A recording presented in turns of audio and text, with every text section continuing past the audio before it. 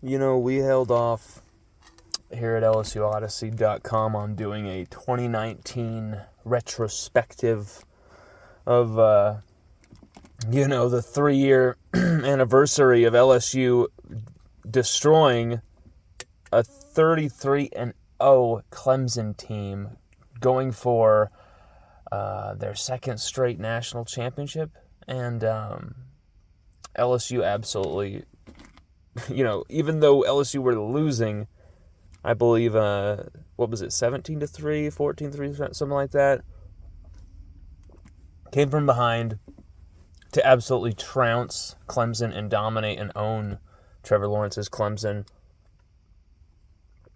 as Trevor Lawrence actually plays in his first playoff game tonight, interestingly enough. But, that game, that historic moment, Joe Burrow and company sealing the deal in the most historic way possible. There was some fear before that game. Will LSU lose another title game in the Superdome? Until we got that, really creepy demon off of our back, it really, that was a palpable fear, because Clemson were a damn good team. That year they were damn good. They were loaded all over the place. But the one place they were not loaded was in the secondary, and that's where LSU absolutely went to town. Jamar Chase, Justin Jefferson, Thad Moss, Terrace Marshall. They burned and crisped and charbroiled Tanner Muse. God, what are some of these corners' names? I'm forgetting these guys' names right now, right off the top of my head, after cooking them for like 3 years, giving them so many jokes. One of them's actually doing pretty well at Atlanta right now. I can't remember their names right now. Oh, God, it's killing me. But LSU absolutely burned these guys, okay? These guys that, all Americans, had all the awards, had all the accolades. Tanner Muse's ankles are still breaking somewhere right now as we speak. And it was quite an unbelievable historic game. Clyde Edwards-Helaire even packed on over 100 yards.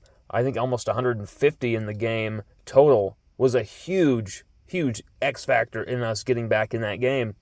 Patrick Queen, defensive MVP, unbelievable in the game. Side-to-side speed, just fantastic. Getting Travis Etienne to the ground. And Joe Burrow, of course. The way he ran the football in that game, gutty. The way he took that shot from Skalski right in the rib cage, and he knew he was going to take that shot, but he invited the shot to free up the space. He put himself on the altar as a sacrifice for LSU to score that back-breaking touchdown right before half. It was an incredible first half with the back-and-forth craziness. Clemson in control, undefeated LSU on the ropes, and then it just all turned with a Jamar Chase bomb down the field. And a Clyde Edwards-Helaire just nonstop grind on the ground and through the air. All capped off by 2 brilliant, expert touchdowns by Thad Moss. And, here's the thing. That created the separation in the game. Terrace Marshall finished it off. Justin Jefferson was brilliant in that game with some just absolutely sexy moves. But, we didn't want to do a recap of this game. And here we are already doing it because it was just such a fun season. But we didn't want to do it. You know why?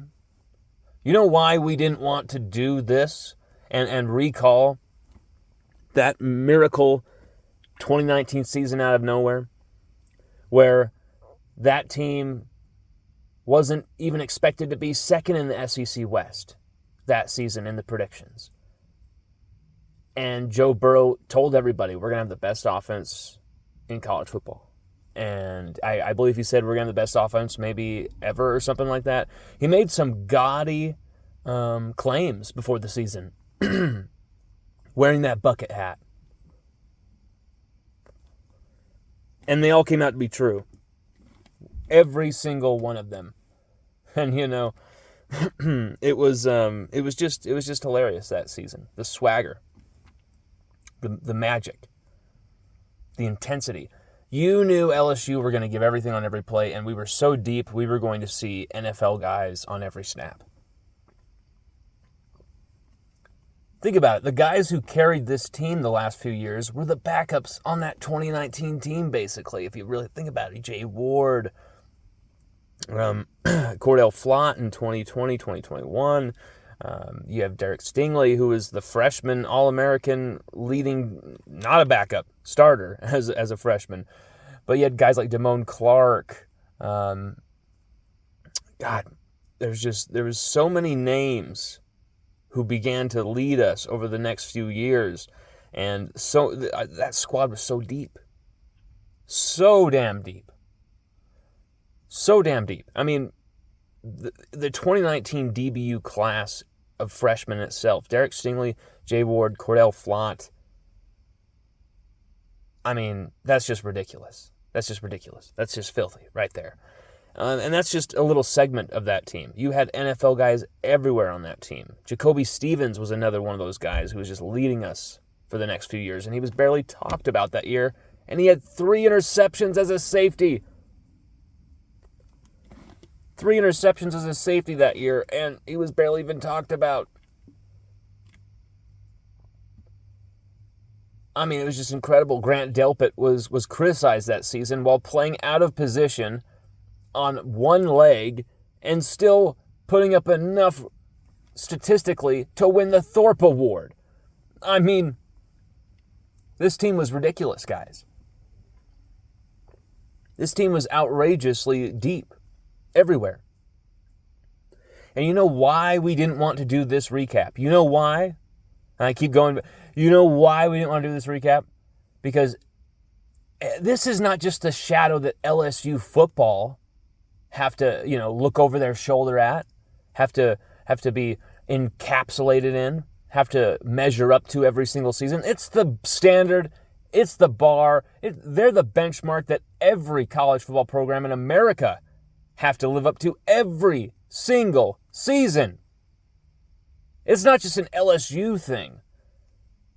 This is something college football has to come to grips with. Georgia just won back-to-back national championships, and they're still in the shadow of 2019 LSU. I mean, when you really, really come down and look at everything here, every college football program is still in the shadow of 2019 LSU. So here's the thing. This is something LSU football don't have to be in fear of, feel like they have to compare to, because there's no point in trying to compare to that season. It was a special, historic, meteoric, outrageous moment that if you just, if you didn't live through, I'm sorry. Like, I'm going to have to tell my son, you were born, 10 years too late.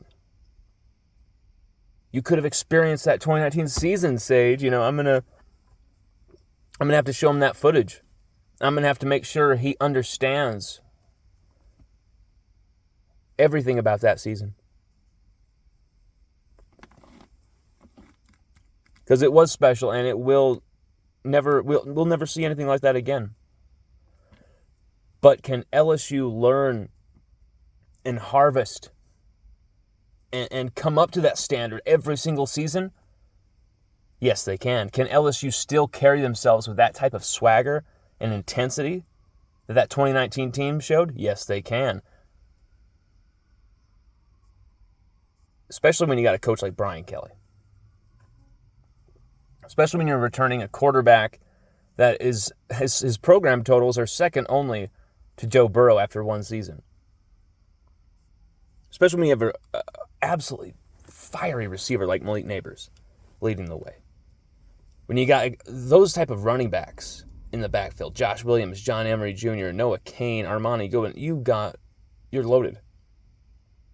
When you've got offensive linemen like Will Campbell, Emory Jones, when you have a defensive mastermind freak in the mold of Tyrann Mathieu and Devin White, whose name is Harold Perkins, you can take flight. This is an opportunity in 2023 with guys like Mekhi Wingo and Mason Smith at defensive tackle, with some important freshmen coming in, some sophomores who had to fight through a really tough season and are going to come out better for it, like Sage Ryan. I think this is a chance for LSU to come up to that 2019 standard in 2023.